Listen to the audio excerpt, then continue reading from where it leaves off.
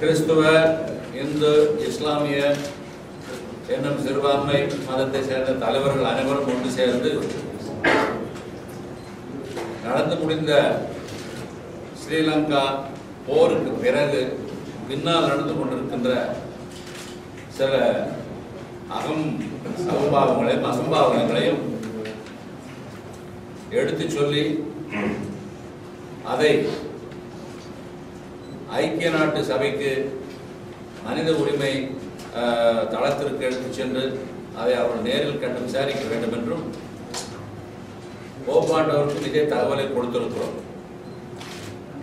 கிறிஸ்துவ கோயில்கள், இஸ்லாமிய கோயில்கள், இந்து கோயில்கள், மக்கள் இவைகளெல்லாம் இடிக்கப்பட்டதும் இன்னும் மத தலைவர்களுக்கு, குறிப்பாக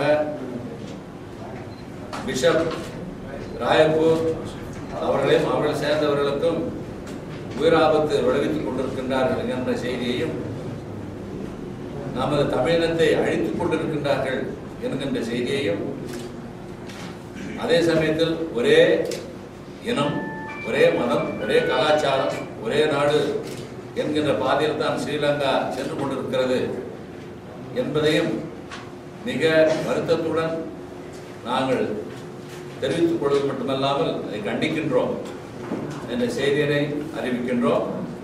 இத்தகைய செய்தி போப்பாண்டவருக்கும் ஐநா சபைக்கும் இன்று அனுப்பப்பட்டிருக்கிறது. அவர்களோடு இணைந்து நம்ம மத்திய மாநில அரசு தலைவர்களும் இப்படிப்பட்ட ஒரு எழுச்சியில் தங்களுடைய பங்கு வகிப்பார்கள் என்று நம்புகின்றோம். அதற்கு முதல் கட்டமாக இந்த கூட்டம் இன்று கூட்டப்பட்டிருக்கிறது. அனைத்து தலைவர்களும் மீண்டும் ஒருமுறை ஒன்று சேர்ந்து அடுத்த கட்டமாக நாங்கள் என்ன செய்ய போகின்றோம், என்ன ஏற்பாடுகளை முன்னெடுக்க போகின்றோம் என்பதை தீர்க்க ஆய்வு செய்து முடிவெடுப்போம். இதற்கு ஆதரவு தந்த அனைத்து பத்திரிகையாளர் நண்பர்களுக்கும் எங்களுடைய நன்றியை தெரிவித்துள்ளோம்.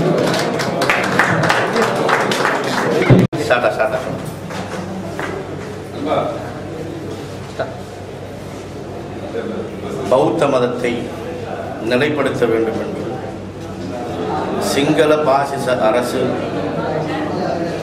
கிறிஸ்தவ ஆலயங்களையும், இஸ்லாமிய மசூதிகளையும், இந்து ஆலயங்களையும் உடைத்து தகர்த்து தமிழ் மக்களை அகற்றும் நோக்கத்தோடு சிங்கள குடியேற்றம் செய்து ஒரு பாசிச சக்தியாக விளங்கி வருவதை நாட்டுக்கு வெளிப்படுத்தும் விதமாக ஒன்றுபட்ட இஸ்லாமிய, கிறிஸ்தவ, இந்து அமைப்பின் தலைவர்கள் ஒன்று கூடி ஒட்டுமொத்த எதிர்ப்பை பிரகடனப்படுத்தும் விதமாக முதல் கட்டமாக அமர்ந்திருக்கிறோம். எதிர்வரும் காலங்களில் அரசியல் அமைப்புகளோடு இணைந்து மிகப்பெரிய போராட்டமாக அமைத்து சிங்கள பேரரசுக்கு உலக நாடுகளின் எதிர்ப்பை பதிவு செய்யும் விதமாக ஐநா சபையின் மனித உரிமைகள் சங்கத்தின் சார்பாக மனித உரிமை மற்றும் மனித நீதி கேட்டு போராடுவோம் என்று இதன் சார்பாக கூறிக்கொள்கிறேன்.